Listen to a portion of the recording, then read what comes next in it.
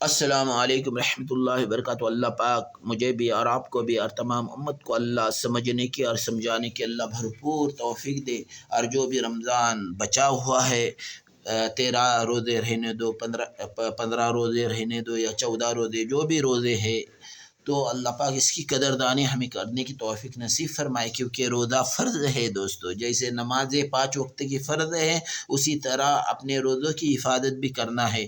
اس آنکھوں سے کسی کی بیٹی، کسی کی بہن، کسی کی بیوی، کسی کی ماں کو غلط نگاہ سے نہیں دیکھنا ہے۔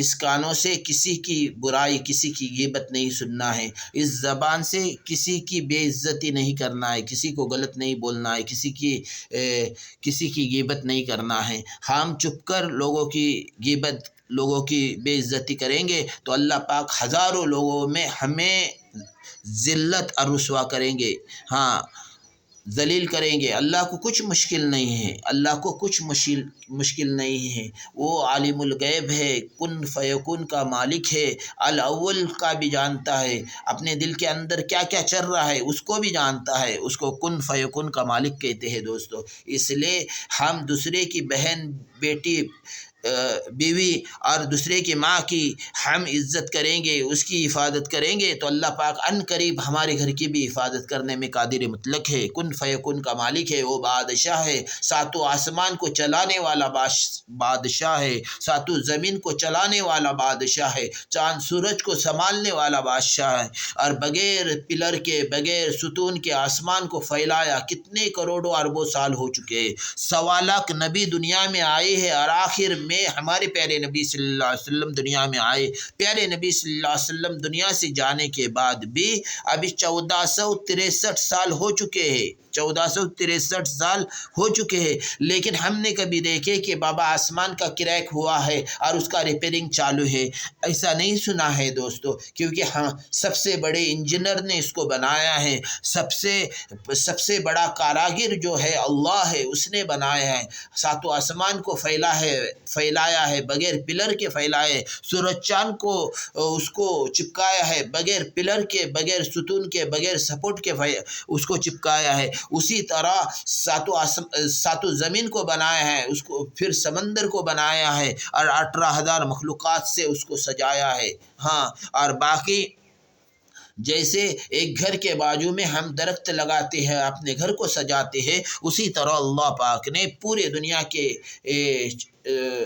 دنیا میں ہر چیزوں سے سجایا ہے، درخت سے سجایا ہے، سیارے سے سجایا ہے، پہاڑوں سے سجایا ہے۔ اللہ جو چاہتے ہیں وہ کرتے ہیں، اور یہ سب چیزیں اللہ پاک نے ایک انسان، ایک بندے کے لیے کیا ہے۔ وہ بندہ اللہ کی فرما برداری کر لے۔ فرما برداری کب کرے گا؟ جب اپنے نگاہوں سے کسی کی بیٹی، کسی کی بیوی اور کسی کی ماں اور کسی کی بہن کو برے نظروں سے نہیں دیکھے گا تو اللہ پاک اس سے راضی ہوگے، اور اللہ پاک اس کی دنیا بھی بنائیں گے انشاءاللہ اللہ آخرت بھی بنائیں گے۔ اللہ کا وعدہ ہے، جو میرے پیارے نبی صلی اللہ علیہ وسلم کے طریقے پر چلے گا، جو میرے پیارے نبی صلی اللہ علیہ وسلم کے طریقے پر چلے گا، اللہ بول رہے جو میرے پیارے نبی صلی اللہ علیہ وسلم کے طریقے پر اپنی زندگی گزارے گا تو اللہ پاک ارشاد فرما رہے ہم اسے دنیا میں بھی کامیاب کریں گے اور آخرت میں بھی کامیاب کریں گے۔ اور اللہ پاک سچے ہیں، اللہ جو بولتے ہیں اس کو پورا کر کر دکھاتے ہیں۔